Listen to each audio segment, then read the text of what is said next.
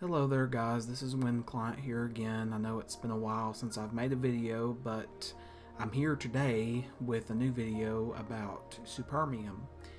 If you don't know what Supermium is, I will put a link in the description of the video and put a card in the top right corner right now where you can watch a review I made on it a few months ago.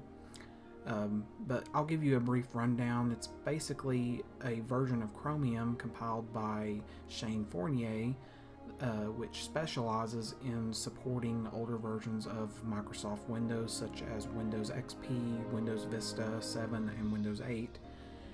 However, unfortunately, recently this project has come under attack by someone who goes by the username NesOS, or NessyOS as some would like to pronounce it.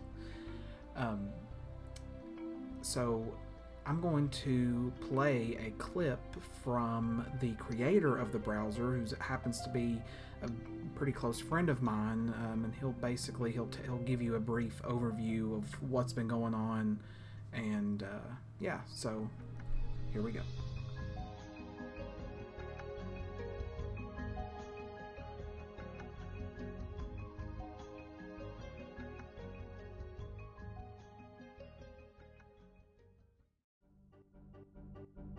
The Supermium web browser has faced significant attacks from an entity known as Nessie. First off, the organization has a reputation for opening frivolous and false issues on Supermium's GitHub repository, claiming that the browser is illegitimate, filled with malware, and even nonsennically compared the browser to Linux Mint, an operating system. However, their campaign of harassment went much deeper. At one point, Nessie filed a complaint regarding the contents of the Supermium browser installers with the domain registrar for the Supermium website.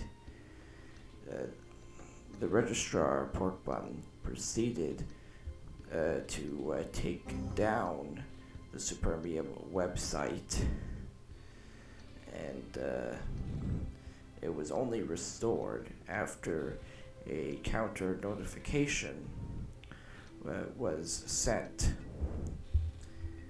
Furthermore, another complaint was filed, but this time with Cloudflare. Cloudflare also responded by stating that they had removed access to certain content, although